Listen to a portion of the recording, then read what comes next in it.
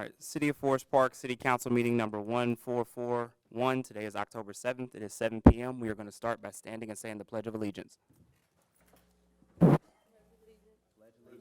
to the flag of the United States of America and to the republic for which it stands, one nation, under God, indivisible, with liberty and justice for all.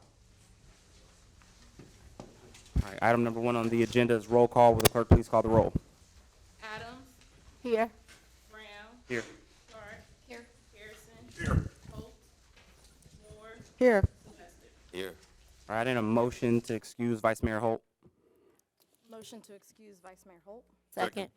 Been moved and properly seconded. Is there any further discussion? All right, all those in favor, let it be known by the sound of voting aye. Aye. Any opposed? All right, motion to excuse passes. Item number 2 is the minutes. Are there any, has everyone received the minutes? Yes. Are there any changes or corrections to be made? All right, hearing none. Going on to item number 3, it looks like we have presentations. Chief, are we ready? Okay. Yeah, go tell them to come on in, because this is their time to shine. Exactly. All right, so we're gonna have 3 oath of offices today. So we are swearing in 3 officers. So we're just gonna let everyone come in and welcome their families. So welcome. I know we had one that was waiting for his wife to show up. I don't know if she made it or not. This is one of those times that I am very happy to come before council and introduce some new officers to you. And tonight we'll also have a special pleasure introducing a new sergeant, a Okay. new supervisor. So I am going to have Jordan Turner step up in front of the podium. I think, go ahead right here, not podium, I'm sorry, the dais. And the mayor will come and swear you in. Okay. All right. Maybe I should come down there for the photo as well. Thank you.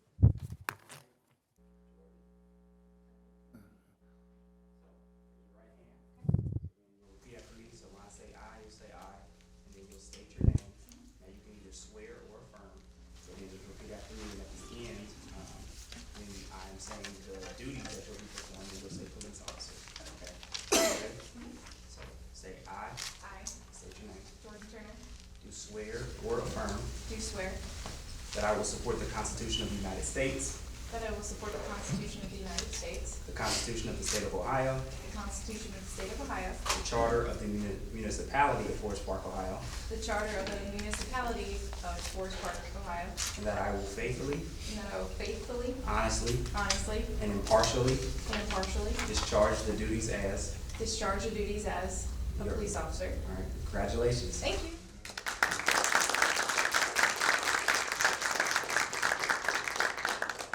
This is her husband, David.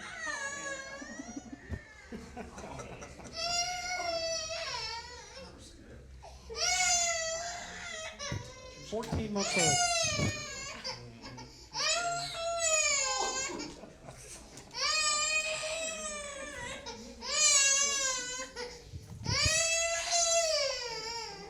Just as a way of introduction, Jordan is 28 years old.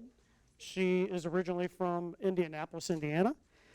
She is with her husband, David. He is a Hamilton County Sheriff's deputy, currently working in the corrections. She is a mother to a 14-month-old. And she is also has a bonus daughter of 5.5 years old. Prior to coming to Ohio, she was a police officer for the city of Indianapolis for 3 years. She comes from a law enforcement family. Her father is a patrol officer with Indianapolis Police Department, and she has an uncle who is a retired canine officer. She said that on her off days, she likes to spend time with her family and 2 dogs and a cat, and that she likes to get out and spend time in the sun. And sorry she said that because she's probably going to go to nights. So. Just teasing. So this is Jordan Turner.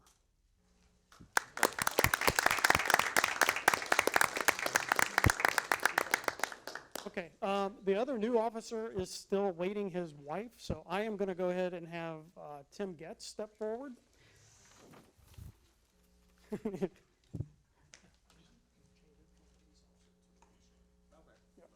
Yep. As a way of introduction, Tim has been with the Forest Park Police Department for 19 years, so he is he's been around a while. In July of this year, he took a promotional exam for the position of sergeant. And as you may recall, we promoted an additional sergeant because of the retirement of Veda Harris, and we needed to move someone into our school resource officer position. And that officer was Sergeant Darnell Narid, who is with us tonight. So congratulations, Darnell, for the SRO. He's doing an excellent job at the high school. But I don't want to take away from why we're here. So Tim Getz is our newly promoted patrol sergeant. All right. You'll say aye, and you'll state your name. You can swear or affirm. And then at the end, I say just impartially discharge the duties as, you'll say police sergeant, okay? So, I I, Tim Getz, do solemnly swear or affirm do solemnly swear that I will support the Constitution of the United States that I will support the Constitution of the United States and the Constitution of the State of Ohio, and the Constitution of the State of Ohio, the Charter of the Municipality of Forest Park, Ohio, the Charter of the Municipality of the City of Forest Park, Ohio, and that I will faithfully, and that I will faithfully, honestly, honestly, and impartially and impartially discharge the duties as discharge the duties as to your position. police sergeant. Congratulations. Thank you. I'd like to introduce his wife, Karen, who is going to do the pinning of his badge, which is tradition for us.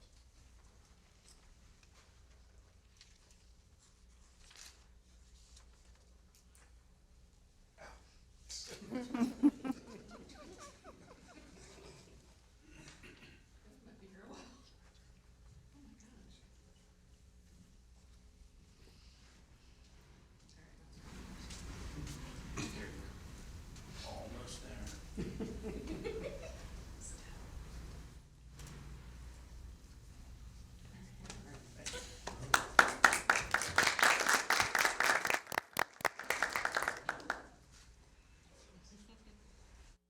I don't know if he's going to make it or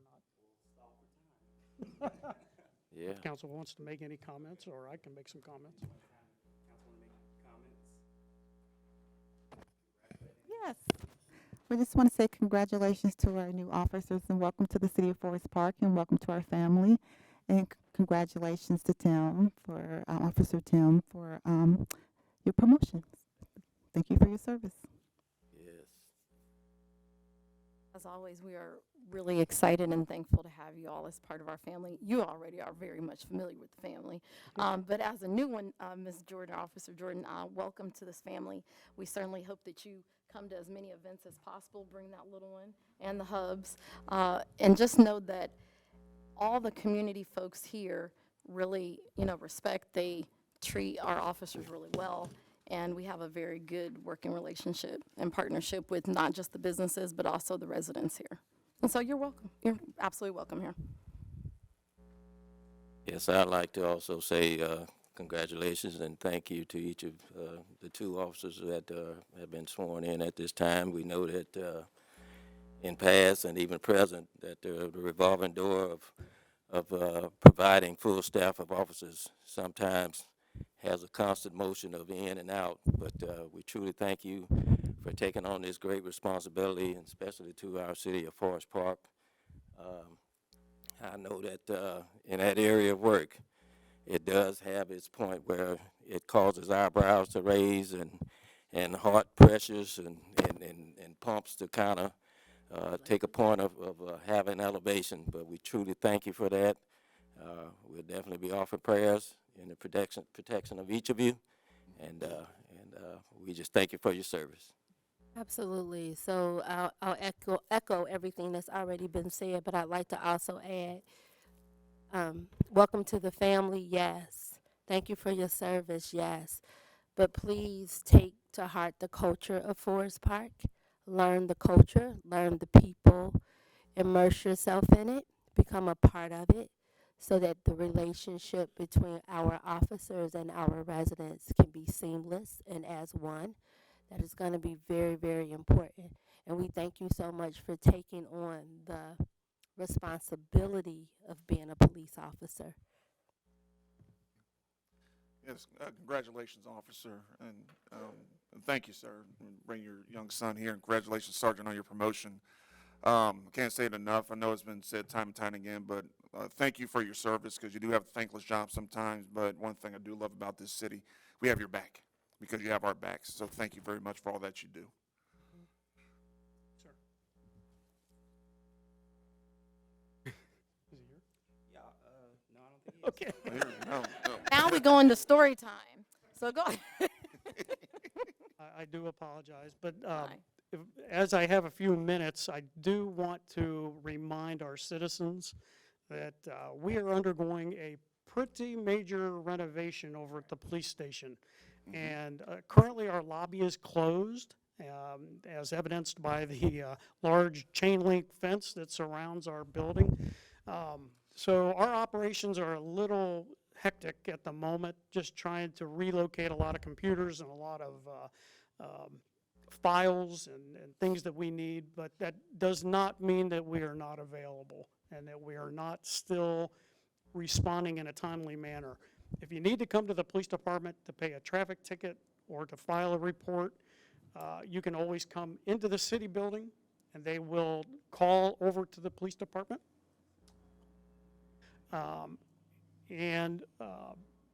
We will make sure that an officer gets over here to see you.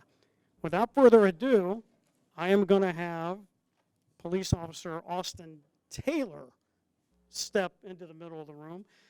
And I always get this wrong because we hired Jordan Turner, and now we have Austin Taylor. So I was reminded, don't get the last names confused. You'll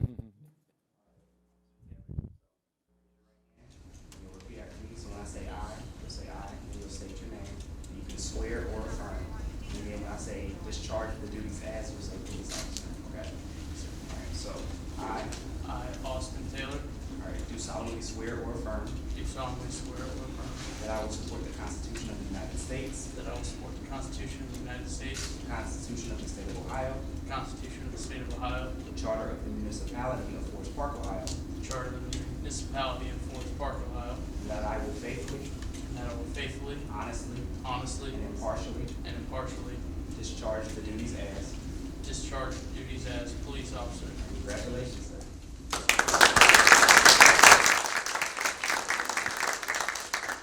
I'd like to invite his wife Miranda to step forward to do the pinning, and their 17-month-old daughter.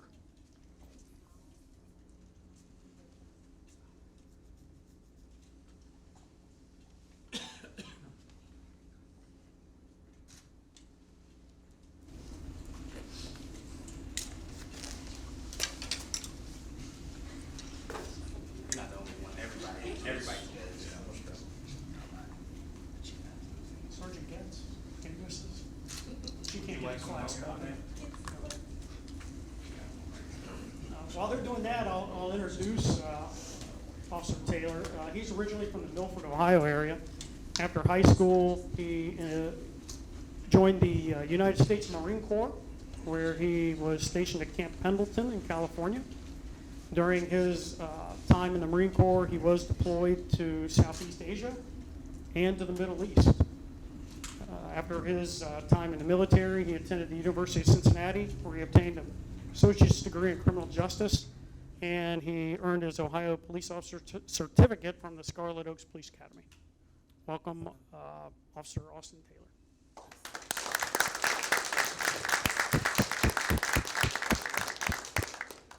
Yeah, can all three step back up for a photo?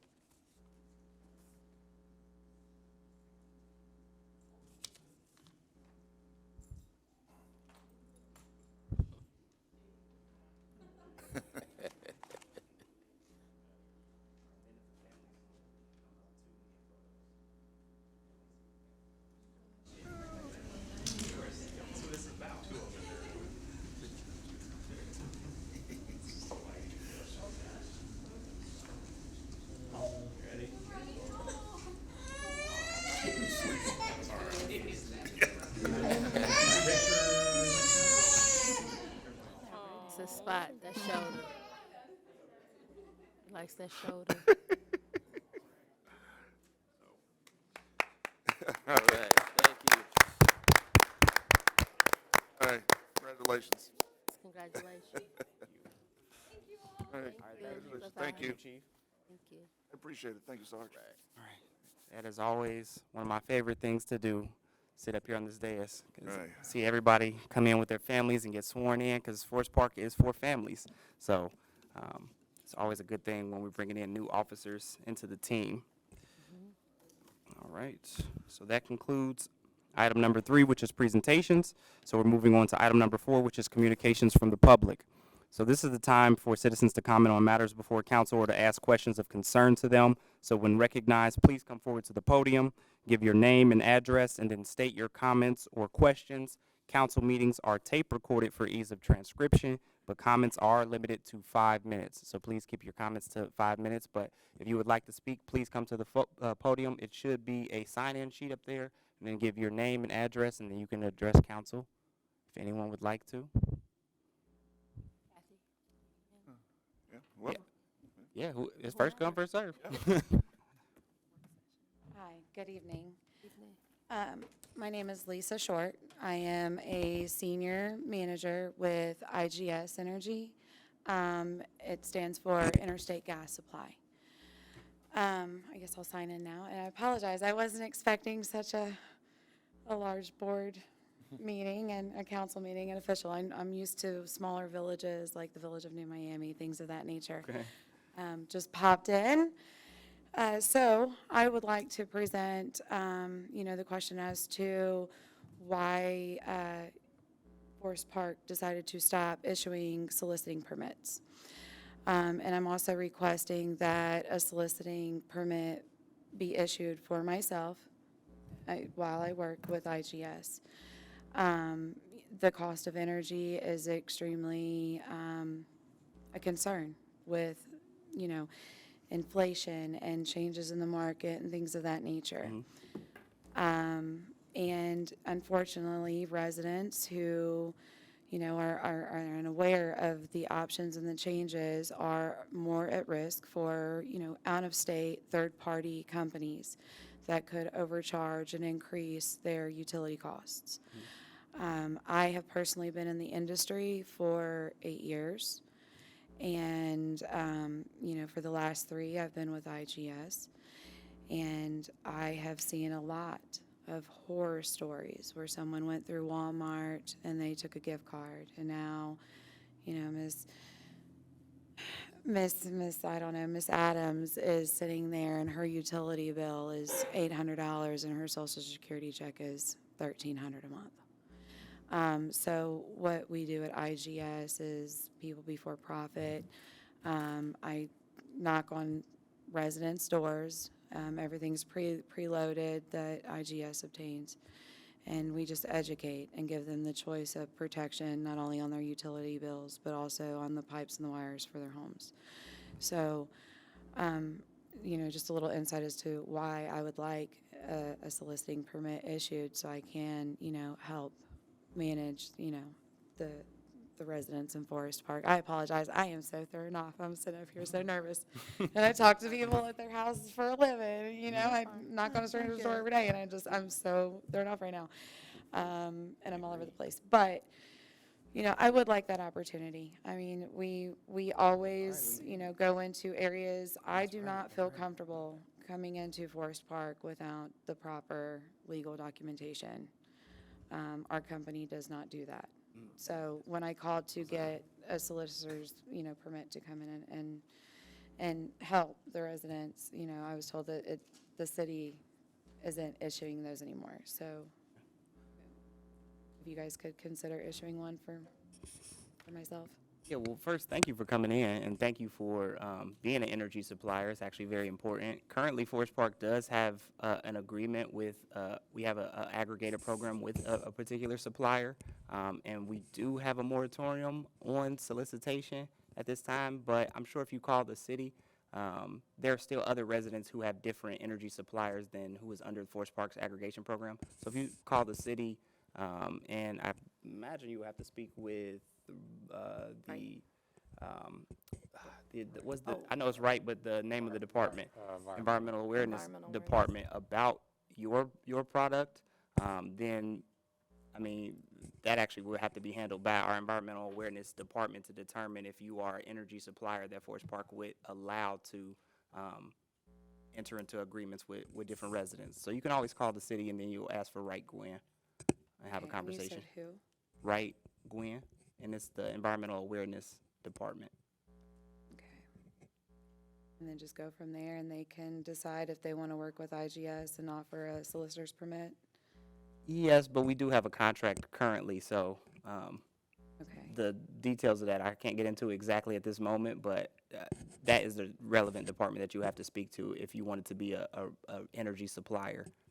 Oh, you mean to like offer to go up for the aggregate? Yes, because we do offer we have an aggregated energy supply program. Correct. And so I manage the Green Hills area as well, correct? And I am all for it. I actually appreciate when cities and villages at least put some kind of protection into place for the residents, correct? You know, and I'm not here to flip your entire town to where the people that don't manage it is going to have their aggregate pulled out. But I've been in the industry for a long time, and you know, those aggregates are not a true guarantee. So this would be a person-to-person, house-to-house decision for the residents. I do not work in the aggregated department.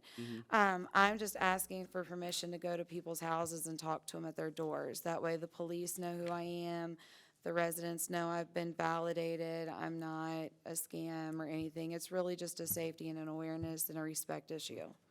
Yeah, no, I completely understand that. At this time, we will not be rescinding that solicitation, but at the same time, if you can call anybody, you know, you always have the ability to call residents, and people are listed in phone books and things of that nature, so you can probably enter into an agreement with them on that basis. But Okay. if you were to go door knocking, it's not like you'll be arrested. I'll say that. It's not like anything like that will happen. No, and yeah, I've been doing this a long time. I know that. It's just really more of a comfort and awareness for the officers and for the residents. So like I manage Green Hills, I manage Liberty Township. I carry my actual permits and show them at every single door because it eases. I'd never represent that I'm from that township or that city at all. I always make that extremely clear. But it's just a safety thing. But I'll mark it down. And then one more question, and I won't take up any more of your guys' time. When is that going to be back on the table to resend that no soliciting order? Or is there something where I can do an official? At this time, there's no plans for it, but it is something that we could likely revisit in 2025. Okay, so maybe come back to a council meeting in 2025 in January? Yeah. Okay. And then I'm just going to sign your board. I appreciate your guys' time. Thank you so much. Thank you that you actually came and asked. Yes. All right. If anyone else would like to come up to the podium and address council?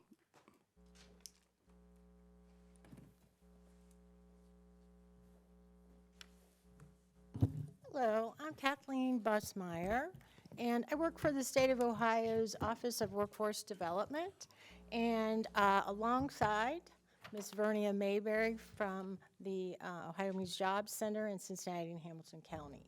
And we were invited this evening by Councilman Harrison to share information about what we do at Ohio Means Jobs and how we can help the citizens of Forest Park. We are extremely interested in making sure that all of your residents and business owners know what's out there for them. So I also live in Mount Healthy, so I'm just down the road, and have become a little more knowledgeable since I moved there about just the proximity of Forest Park and the fact that it's in Hamilton County, which we serve most directly. So you will see a handout which really focuses a little bit more on business. So any of your business owners, small, medium, large, who need help hiring, we we have the capability to get the word out through our Ohio Means Jobs website, through our community contacts, through our job fairs, and also through community case managers who work with people looking for jobs. So we have a sort of we have a network of organic outreach as well as our Ohio Means Jobs website. So there are also tax credits available on the job training reimbursement, especially for small business. If they're in the phase where they're hiring, they can get up to $7,000 reimbursement for training their new hire. And we're all about having those businesses be able to bring on new hires and not only train them, but develop them and let them know the kinds of career opportunities that they'll have with that business. So we want to create relationships. We want to make sure that the residents of Forest Park are fully aware of everything out there. That being said, I have another handout which talks about our job fairs for October. And Ms. Mayberry would you like to talk about that? She can talk about we have 2 job fairs in October. One will be October 16th, which is at our Ohio Means Jobs Center. It's downtown near Findlay Market, very easy to access. And we are having a job fair in collaboration with the library. Would you like to talk about that? Yes, so we are collaborating with Butler County. We have a job fair that will be at the library on the 23rd. It's between the hours of 1 and 4.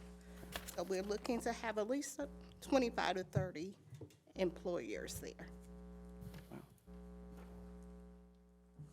That's a brand new, exciting Forest Park Library. So with your employers that you're going to have on the 23rd, will any of them be specifically targeted for senior employment? A lot of seniors are looking for employment right now. We can work on that. I can make a note about that. Are you all able to do interviews at that time, or will you just be taking applications and interest? So the employers will be speaking to folks. Usually it's sort of a pre-screening kind of conversation. Sometimes they will do an interview. Let's talk about It the just hiring varies from, From employer to employer? Okay, thank you.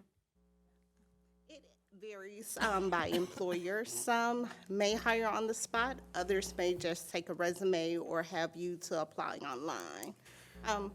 I know she mentioned Ohio Means Jobs. We do offer hiring events, so if you know of any small business that would like to hire, we offer a 2-hour span. Usually it's on Thursdays from 12 to 2, but we are flexible with that as well. Any immediately local, like Forest Park local manufacturing or entities that'll be there?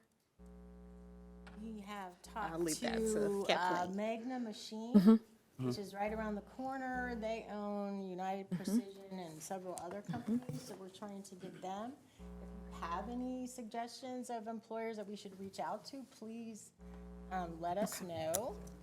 Our contact information, mine is at the bottom, and Ms. Mayberry's is on the back. So either one of us can help you with that. We'd love to do that. Moving forward, I would love to see a Ohio Means Jobs collaboration with the city of Forest Park. We do have a job fair annually. I don't know if we're gonna have it we did one in 2024, we did it in 2023, and I'm sure we're gonna probably have one in 2025. I encourage you to reach back out to the city of Forest Park. I'm not sure who would be the contact person for that. Would that be Jay, possibly? That's at the senior center, right? Yeah, well, yes, at the senior center, and I thought they had one at the school too, but I may be For our wrong. new economic But development. nonetheless, I encourage you to reach out, and I would really love for a collaboration with Ohio Means Jobs and with the city of Forest Park, specifically on an emphasis on employment for seniors. We have a lot of seniors in Forest Park that have retired, but they're not ready to sit down, so part-time employment, and for our youth. So that's just something to take back with you, so that you can strategically plan for the upcoming year, so we can hopefully have a quality partnership. Thank you. And we can talk later. There is, what's the program? It's called Vantage, and they usually hire Yes. seniors 55 Yes. and older. Yes. So that's Very a familiar with resource. them. Yes, but I would love to see a partnership with Ohio Means Jobs. Probably others we can find as well. And Councilwoman Adams, I know that we want to do the same thing. We want more of a partnership in Forest Park, so we'd love to talk to whoever would be appropriate, yourself or whomever, to talk about outlets where we can leave our information, have information about all the training that's available. As you mentioned earlier, Napier truck driving is just one of the ways you can get training. So if there are good outlets for us to post that information, we would love to know that as well. I encourage you really to have a conversation with, I think his name is Jay Dennis. Jay Dennis with the City of Forest Park. I think that's going to be a great start for what it is that you're trying to do. He does a lot of work, a lot of the advocacy work and stuff here. So Yeah. I encourage you to reach out and talk with him. And then council, I'm not speaking for council, but I think it's safe to say that we would welcome a program as such for our residents, because if our residents can work, they can pay their taxes. And we can continue with amazing programming and whatnot that we have here in the city. So, yeah, I encourage you to do that. Jay Dennis will be the name. Call him tomorrow. We will Thank you. get in touch. Thank you. Thank you. Thank you. Thank you. All right, any other communications from the public? All right. We should have had hors d'oeuvres for all y'all. This is good. Just before she starts, your hair is absolutely beautiful. Yes. You don't have me talk to, anyway. Hi, y'all. I'm Robin Wright Pierce, and I am a proud resident here in Forest Park in the L neighborhood, the city of Forest Park, the second largest city in Hamilton County, a professional, legitimate city. Just want to name that based on previous comments. Want to make sure that's clear. And I just really wanted to say thank you to you all, to council, our mayor, and also the city manager's office. A little over a year ago, my husband and I came here and we shared some feedback about the rec area and some challenges we were having in terms of the recreational services for our son and other youth. At the time, we were coaching one of the basketball teams. Our son has played soccer for the rec league as well as basketball. And I just want to say thank you all because I've seen a lot of change in the recreation space. Absolutely. A lot more early advertisement for the sports. And when recruitment is starting, just a lot more communication. And so even though my son is now mostly playing, he's in middle school now, so he's mostly playing at the school for sports as opposed to through the rec unit. But I really, really appreciate the responsiveness. It's clear that you all took our comments seriously and that you all have worked with the rec unit for the city to help improve things. I also just want to say thank you for the work you've been doing at the park over here, Central Park. I was walking through the path. I love it, the fitness area. I haven't used it yet, but I plan to when it's warm again. And I just really appreciate there's been more activities in the community, it feels like the last year or so, than previous years for our family. And so it's just really been a delight to see the responsiveness and see the ways that you all are clearly investing in our community, taking seriously the concerns of residents. And so I just want to say thank you for your leadership, thank you for your service, and I am proud to be a resident here. Absolutely. Thank you. Thank you. Thank you. All right, thank you very much. Thank you. Thank you. I wish Jay was here to hear this. Well, Ms. Wright Pierce, first of all, thank you for coming in a year ago and voicing your concerns to us, because it's the concerns of residents like you who are informed, who are engaged, who go through the proper channels and provide the discourse that allows us to know exactly what's happening in the community, exactly what you're pleased about, and what can use improvement. So I thank you. First of all, just thank you. And I will echo a few of those sentiments. We have had a lot of changes in our youth and recreation department, and that is in no small feat to a lot of changes made by, who was mentioned earlier, Jay Dennis is a really good staff person he shows up early, leaves late. I've come here after the doors have closed, and he's still kind of burning the midnight oil. So a lot of residents have been very responsive to a lot of the events that we've had, but it's really a team effort. And I do want to thank the city and the city administration, our clerk also for volunteering her time. She's kind of looking away right now, but she comes to the events on the weekends and puts in overtime, paid handsomely still. No.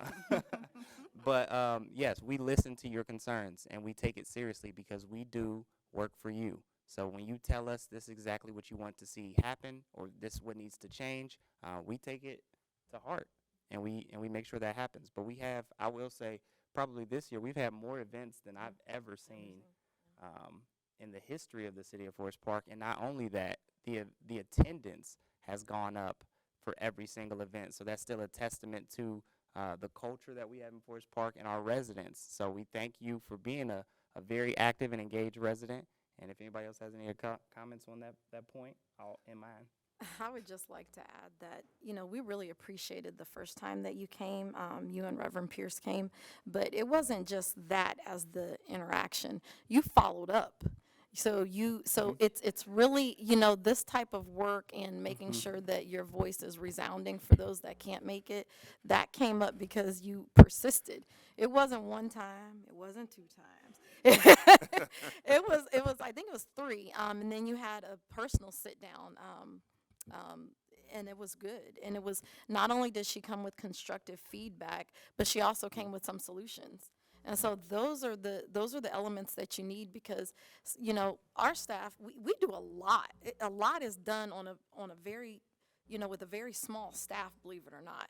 And just like he said, they're working night and day, early mornings, on weekends. They're typically working 6 days a week with all these things we have going on. And so sometimes you can kind of be a little buried and you don't get to see what that feedback looks like on the other side until someone's in your face. But you did so with so much tact and grace, as a first lady always would. And we just thoroughly appreciate you and your entire family for continuing to help make our city great. Thanks. All right. Communication from the public is still open. If anybody else has any comments. Sir, yep. And again, Robin, we do encourage you to join a city commission. Just throwing that out there. Quality we are of looking for life. people on our boards and commissions. Quality of life. Matter of fact, somebody get her application before she leaves. Get her application. Put up on your phone, please. Good evening.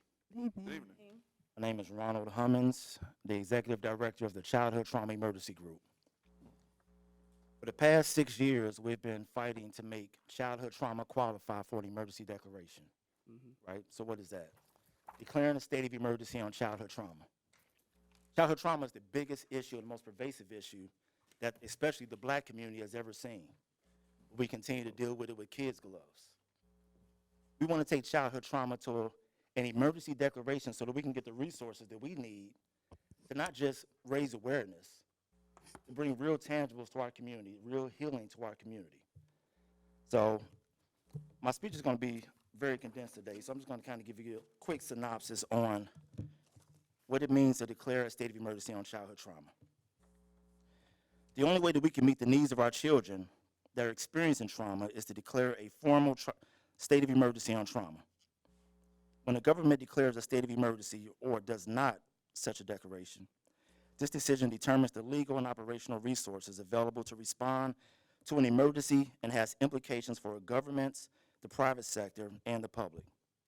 There are mechanisms that allow government officials to declare a state of emergency, thereby activating authorities and resources that are unavailable in non-emergencies. Keyword, non-emergencies. Childhood trauma is the biggest emergency we've ever seen. When you think about the long-term health effects the childhood trauma causes. And there's someone that's never questioned when I see a lot of the murders and the violence that we have in our communities. And that person is our nervous systems. Nobody goes to them and asks them, what role do they play in the behavior that, you know, that they show on the news and like to just promote as just violence and sensationalize. There's a real issue going on, biological issue, and it's called childhood trauma. So, like I said, I'm just going to condense my my piece, thanks to Ms. Clark, and I'm going to let my team come up here. My team, they are more qualified to speak on childhood trauma. I speak as an activist. So, you guys ready? Good evening. Good evening. I'm very honored to be here. Thank you all for having us. My name is LaShonda Sugg. I am a former Forest Park resident. Forest Park is where I called home when I left Detroit, Michigan 20 years ago and settled here, and it was home for many years. So it feels really good to be back. And I think I just want to be the person who appeals to the heart. Trauma, childhood trauma, forms of trauma can be pretty complex to understand. But it is the lack of understanding that leads us to categorize what we see into other categories that we already have a name for. And so when people realize that when we are encountering stress, threat, or danger, we as humans only have 5 options to respond. It can look a lot of different ways. We can flock, which means we are seeking connection. We can flee, which means we're seeking distance. We can fight, which is an attempt to get control. We may freeze, which is immobility, or we may fawn, which is acquiescing or appeasing a situation. But when you think about so many of our young people and adults, because if it's not recognized now, it wasn't recognized then, and the traumatized children of the former generation are raising the traumatized children of this generation. But when we see a group of kids flocking, if we don't understand the mechanism under it, then we start getting suspicious of gang activity, and we start employing other parts of our city to take over, law enforcement, things like that. When we see someone fleeing, they're avoidant, maybe, but a lot of us have the resources to avoid without getting in trouble. Our children often do not. An attempt to get control, fight is not always aggressive or violent, but when we don't understand what's happening underneath, it often turns to violence and aggression because there's a lack of understanding of what a person may need for safety. All of those who are immobilized for a moment does not mean that they are lazy or disinterested, but when we don't understand, we start employing things that we already have set, and it's not effective. So the reason why for 6 years I have stood at podiums like this to help people understand is because with increased awareness, when we know better, we do better, right? And sometimes I see the effort to do better with the same information that we've been using before, and it is just not helping. As a person who lived here, my son was born while I was a resident in Forest Park, and all of the things that Ms. Robin came up to say, I want the children who are playing in those advanced rec areas to not just feel safe in the play area, but to have someone help them understand their nervous system so they can regain safety when they don't. And these are the things that declaring a state of emergency can help us with, because the resources come with us being able to not just educate law enforcement and education in yourselves, but actually putting that education into the very minds and bodies of the children that we're talking about, the families that are raising them, in the community as a whole. So thank you. Thank you. Thank you. Mayor, Vice Mayor, City Manager, and Councilwomen and Councilmen, thank you for having us today. Really appreciate the time.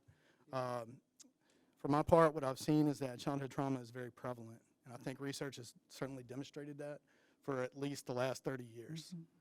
By childhood trauma, I mean childhood adversity, adverse childhood experiences, whatever term you wish to apply to the situational conditions that are faced by a majority of children in our communities, that collectively describes the factors that undermine child development, child and adult health, including mental health.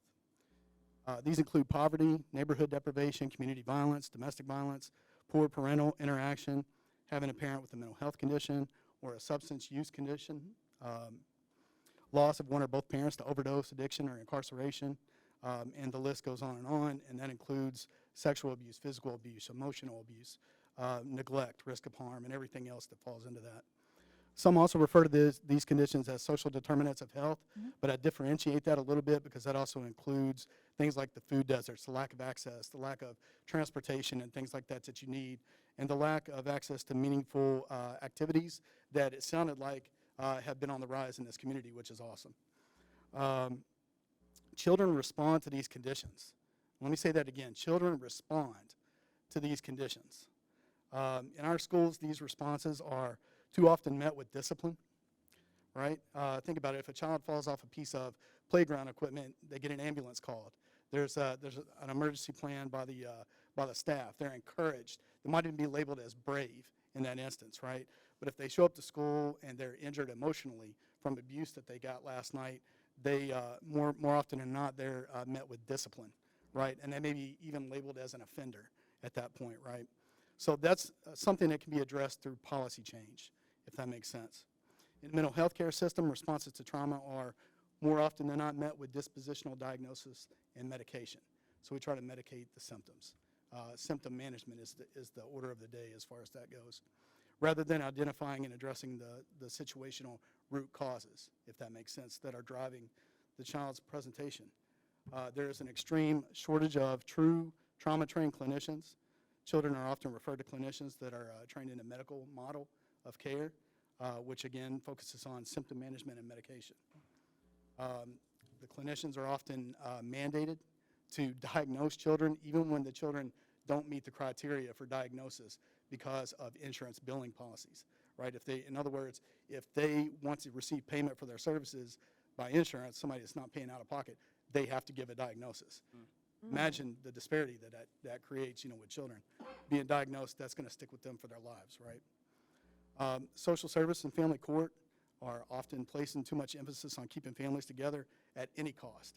This is sometimes a very good thing, but when there's obvious neglect and abuse, they shouldn't be unsubstantiated just because it might affect the federal funding that goes along with that, right? The Family First Preservation Act kind of has pushed the pendulum over a little bit too far.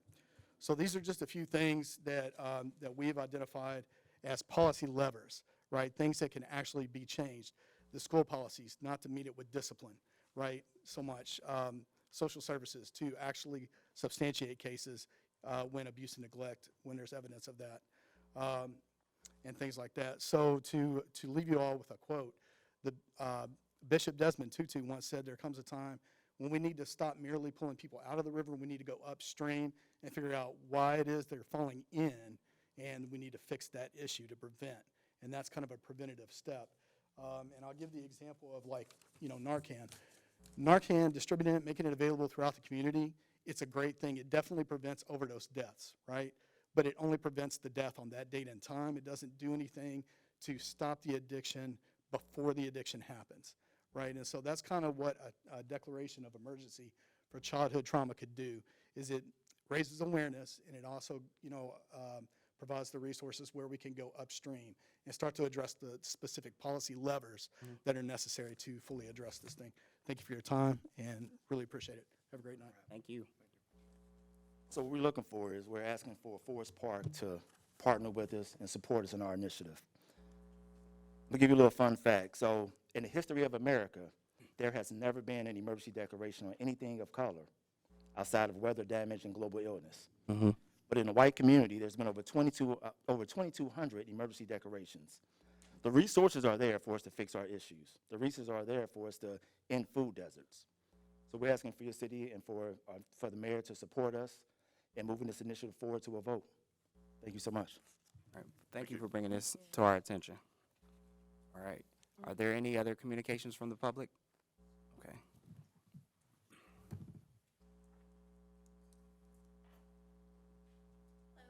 Hello. Rhonda Howard. I live in the C neighborhood. I'm fairly new to the community. I just purchased a home 2 years ago. And I want to thank you, the entire community, for welcoming me. I would like to give back, so I was looking to ask for an application for the Quality of Life Commission. I would like to help make an impact on the community. I live in a wonderful neighborhood. I love my neighborhood. So I have some free time. I'm an empty nester. I brought my grandchildren to the Fall Festival this weekend. Oh, good. And I spoke to someone on the Quality of Life Commission, and he did give me some details on it, and I would like to take a step to move forward with it. Okay, good. Well, first, thank you for coming down, Ms. Howard. We appreciate you coming down and speaking to council. I'm sure we can accommodate you. There are some quality of life commissioners here, and we can make sure you get that application. Thank you. All right. All right. At this time, we are going to close item number 4, communications from the public. So we're going to move on to item number 5, which is reports from council members, and we're going to start with Councilmember Adams. Yes, thank you, Mayor. Hello, everyone. It's been a lot going on. We've had a very engaged council meeting thus far, so I won't go into everything on my list, but I do want to make mention that we'd like to talk with city manager, if possible. Beautification would like to have a conversation with the beautiful with the beautiful manager. Lord, tell him I said that. With beautification would like to speak with the city manager, if that's at all possible. We'd like to set up some time to do that, and we also like to set up some time to speak with our human resources liaison as well. We have a couple of questions about just processes or whatnot, and like to be able to have those conversations. And then I just wanted to make mention, I like to add something to the agenda. Yes. And that is currently we have been in partnership with the Martanian community within the city of Forest Park. And we want to continue our efforts to try to support our brothers and sisters from Mauritania and any other country where they are seeking asylum. But we'd like to also, I would like to ask if we could start having some conversations on how we may be able to do that and get some of the support that we need, possibly from our county and state government, in an effort to ensure that we have resources. And we want to ensure that there is a quality, a life standard for all Forest Park residents. So I'd like to be able to possibly put that on the agenda if we can, so we can have that discussion. And then I'd like to also say that I did go to the Harvest Fest. It was amazing. And again, the Beautification Commission hosted a table for the Harvest Festival, and they had participation of over 50 children that were there and that were able to grasp nature in their hands through crafts, education, and imagination. Children did leaf tracings to create decorative greeting cards and learned about the tree life by counting the number of circles within the trunk and more. And then last but not least, we had an amazing event here in the city of Forest Park on September the 24th. It was at the Word of Deliverance Church. Over 250 seniors showed up to have a great time. In addition, there were about 70 different vendors there, and there were like free massages, hairstyles, plant potting, and more for aging adults.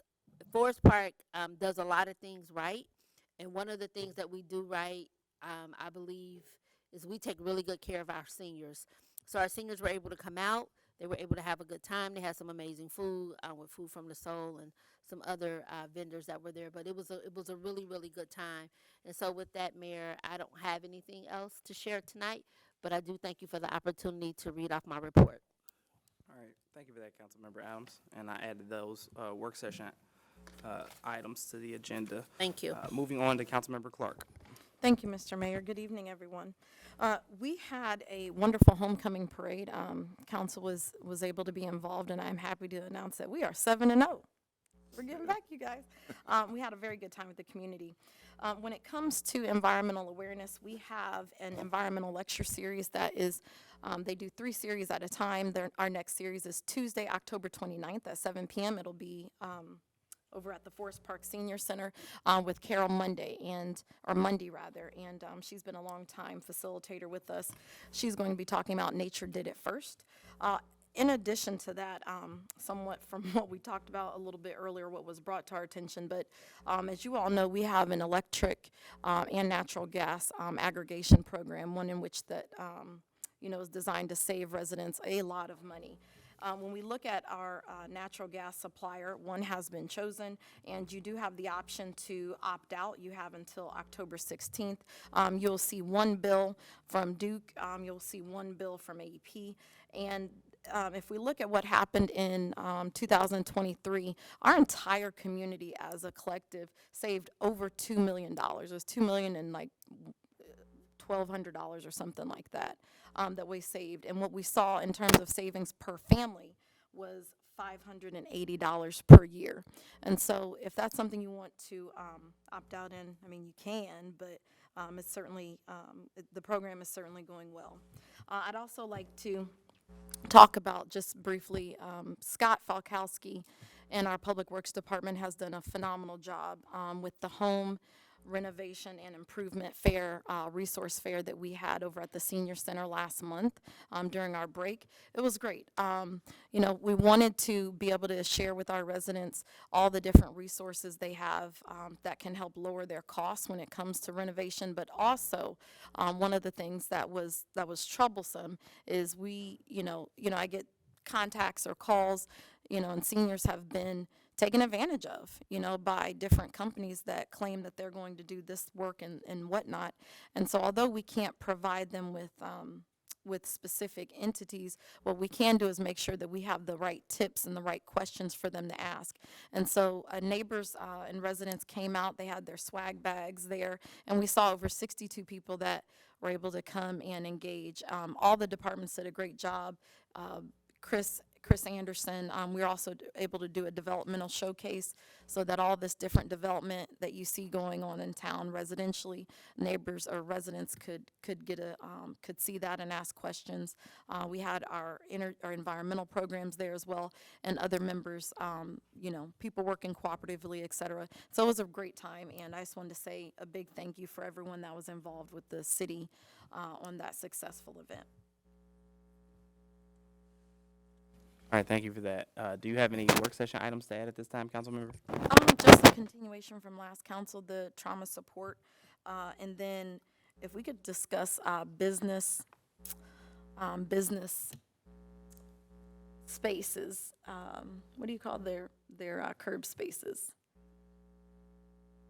What, like Aesthetics aprons or? Yeah, apron. what? I don't know. Just the look of the businesses and their in terms of their Aesthetics. yeah, We aesthetics can say and business just aesthetic. yeah, that's we can fine. say business aesthetics.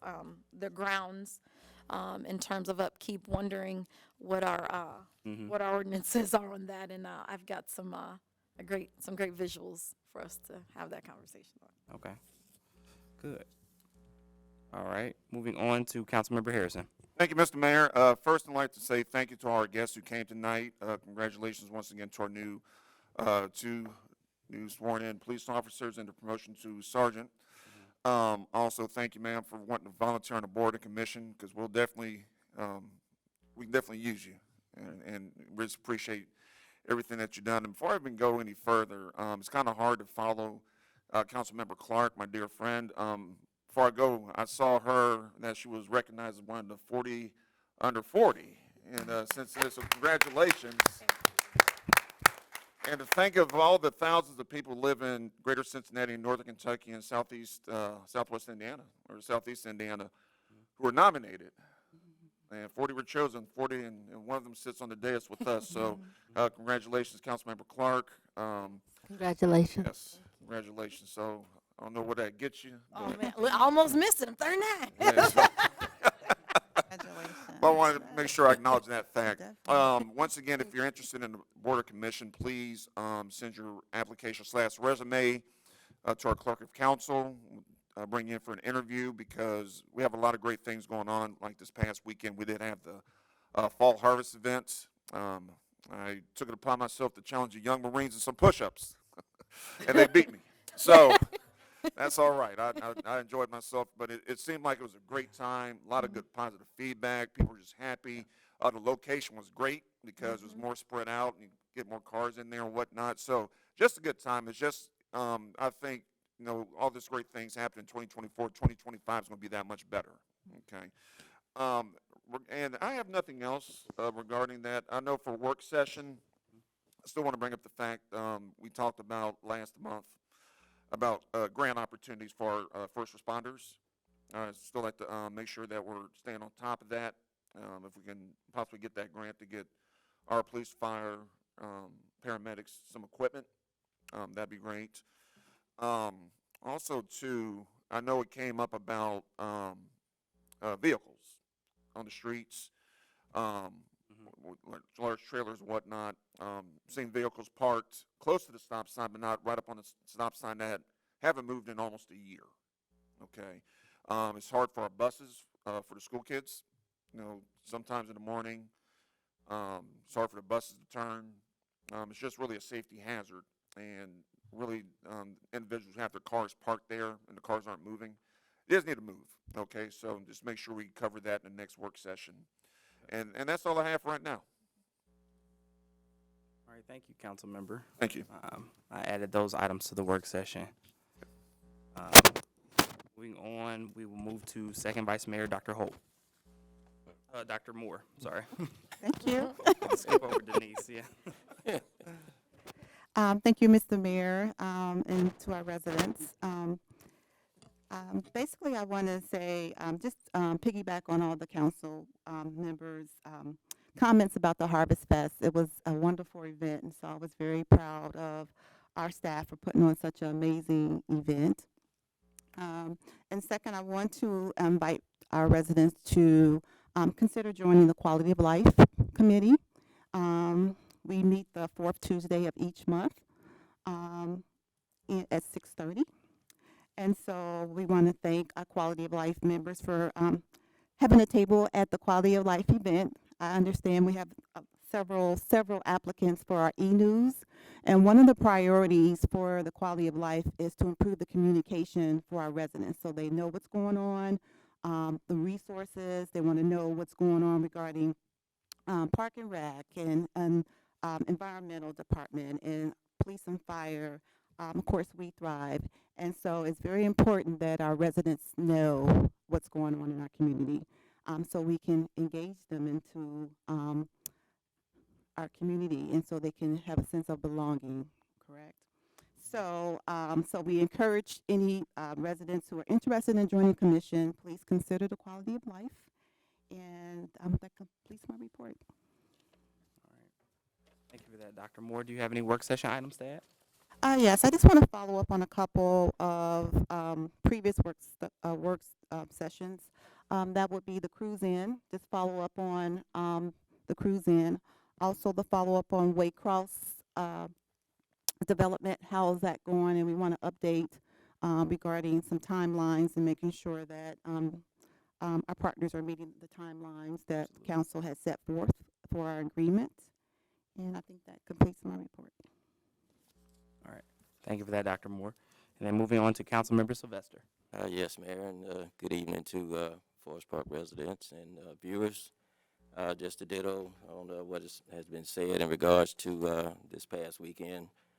The city and staff has done another great job with presenting a great opportunity to our residents and providing them with good time, provided information that was supported by our local churches and our health facilities around, and a job well done.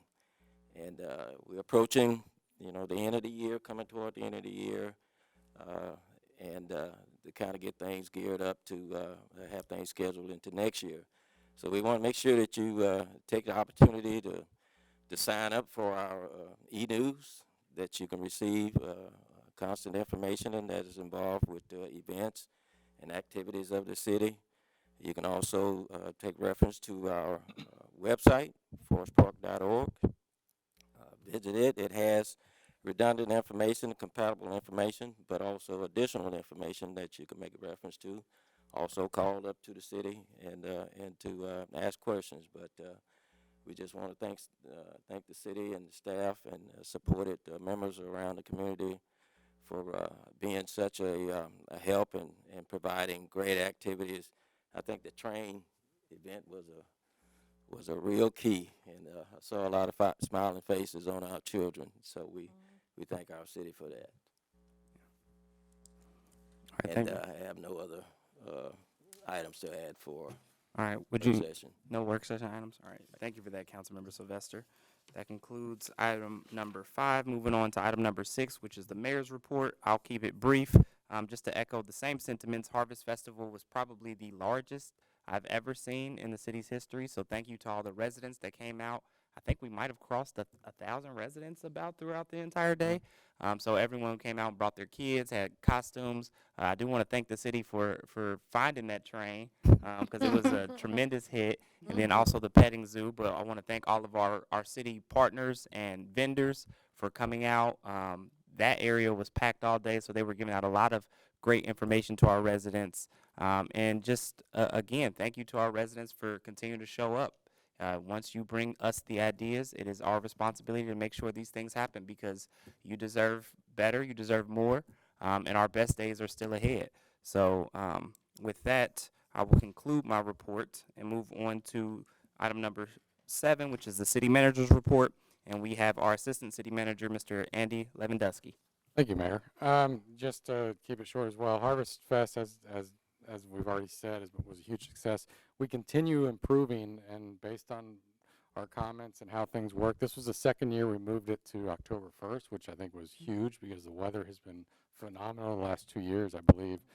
And then this year we moved it to Central Park. So we're just ever evolving, ever changing, and can't thank our staff, our recreation, public works, everything. It's just been amazing. So we'll continue with that. It is Chipper Week. We will be getting all the stuff from the storm. So if normally we stop for only 10 minutes, but some people may have extra piles because of the storm and whatnot. So we will make sure we get everything you put out there at this point. This is the last Chipper Week of the year. So I just want to keep that everybody updated on that. I also want to remind all residents and council that we have the new ordinance, property maintenance ordinance, on the website, and it's we're asking for opinions from the public and everybody out there. One part of this project for the ordinance is keeping the front yard neat and free of clutter. So we've outlined a bunch of what we believe would work the best, but like I said again, we're asking for comments from the public. And any comments you can submit to our council clerk, Takia Bailey. And then lastly, we have the street program that's finishing up the remainder of this year. And then we also have the 2024 Volunteer Recognition Dinner. That's for everybody. It's on the boards and commissions. That'll be next Wednesday, October 16th at 5:30 p.m. Invitations are going out this week. And I believe that concludes my report. All right, thank you for that, Mr. Lewandowski. We're going to close item number 7, move on to item number 8, which is our other reports, and we're going to start with our law director, Mr. John Wyckoff. Thank you, Mr. Mayor.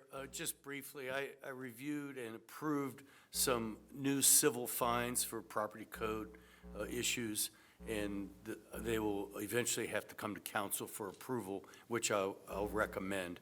We're trying to get people's attention by increasing the civil fines. Okay. That would be the end of my report unless there are any questions. All right. Thank you for that, John. I don't hear any questions. All right, moving on to our other report from our clerk of council, Ms. Takia Bailey. Thank you, Mr. Mayor. I'd like to report that ordinance numbers 27-2024 and 28-2024, as well as resolution numbers 44-2024 and 45-2024 was posted as required, and that concludes my report.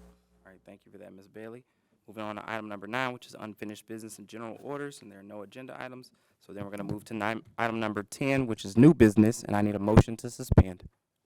Motion to suspend the rules requiring the reading in full and read for the first time by title only ordinance numbers 27 through, this is the Monday, 27 through 24 and 28 through 2024. These are, All right, is there a second? Second. All right, so moved and probably seconded. Is there any further discussion? yes, that these ordinances were posted 6 days prior to the meeting. Thank you for that, Councilmember Clark. Will the clerk please call the roll on the motion to suspend? Adams? Yes. Brown? Yes. Clark? Yes. Harrison? Yes. Yes. Sylvester. Yes. All right, motion to suspend passes 6-0. Will the clerk please read ordinance number 27-2024 by title only? Ordinance number 27-2024, an ordinance accepting certain public streets within the city and declaring an emergency. All right, thank you for that, Ms. Bailey. I move that we adopt ordinance number 27-2024. All right, it's been moved and properly seconded. So this ordinance will improve the accuracy of the land records that we have in the city, so which will potentially simplify title searches and future land surveys for property owners in the city. And with that, I would urge adoption of the ordinance. All right, will the clerk please call the roll on the motion to adopt? Brown, Yes. Clark, Yes. Harrison, Yes. Moore, Yes. Sylvester, Yes. Adams. Yes. Okay, ordinance number 27-2024 passes 6-0. Will the clerk please read ordinance number 28-2024 by title only? Ordinance number 28-2024, an ordinance amending chapter 157, flood damage prevention of the City of Forest Park Code of Ordinances and declaring an emergency. All right, thank you for that, Ms. Bailey. Is there a motion, Councilmember Sylvester? Yes, I move to adopt ordinance number 28-2024. Second. It's been moved and properly seconded. Is there any further discussion? Yes, this ordinance updates the current flood damage reduction ordinance from FEMA and ODNR. The updates include update Ohio Revised Code references, revise and update definitions, and clearer compliance regulations. This does not negatively affect any development for our future development in the city of Forest Park. All right, thank you for that, Councilmember Sylvester. Will the clerk please call the roll on the motion to adopt? Clark, Yes. Harrison, Yes. Moore, Yes. Sylvester, Yes. Adams, Yes. Brown. Yes. Ordinance number 28-2024 passes 6-0, and I need another motion to suspend. Motion to suspend the rules requiring the reading in full and read for the first time by title only resolution numbers 44-2024 and 45-2024. All right, it's been moved and properly seconded. Is there any further discussion? Only that these resolutions were posted 6 days prior to this meeting. All right, thank you for that, Councilmember Clark. You're welcome, Mr. Mayor. Will the clerk please call the roll on the motion to suspend? Harrison, Yes. Moore, Yes. Sylvester, Yes. Adams, Yes. Brown, Yes. Clark. Yes. All right, motion to suspend passes 6-0. Will the clerk please read resolution number 44-2024 by title only? Resolution number 44-2024, a resolution to repurpose community development block grant funds. All right, thank you for that, Ms. Bailey. I move that we adopt resolution number 44-2024. Second. It has been moved and properly seconded. We actually just had a public hearing on this, so this resolution will reallocate funds programmed for the Senior Center Vestibule Project into current and upcoming CDBG funded projects. And with that, I would urge adoption. All right, will the clerk please call the roll on the motion to adopt? Moore, Yes. Sylvester, Yes. Adams, Yes. Brown, Yes. Clark, No. Harrison. Yes. All right, resolution number 44-2024 passes 5-1. All right, and will the clerk please read resolution number 45-2024 by title only? Resolution number 45-2024, a resolution requesting the Hamilton County Auditor to place special assessments against various properties by the City of Forest Park Community Development. All right, thank you for that, Ms. Bailey. I move to adopt resolution number 45-2024. Second. All right, it's been moved and properly seconded. So this resolution allows the city to place special assessments on properties for grass cutting services. It's routine business. And with that, I would urge adoption. All right, will the clerk please call the roll on the motion? Sylvester, Yes. Adams, Yes. Brown, Yes. Clark, Yes. Harrison. Yes. Moore. Yes. All right, resolution number 45-2024 passes 6-0. And that is all the new business. We're going to move to adjournment. So is there any other business to come before the body? Is there any other business to come before the body? Is there any other business to come before the body? Hearing none, this meeting is adjourned.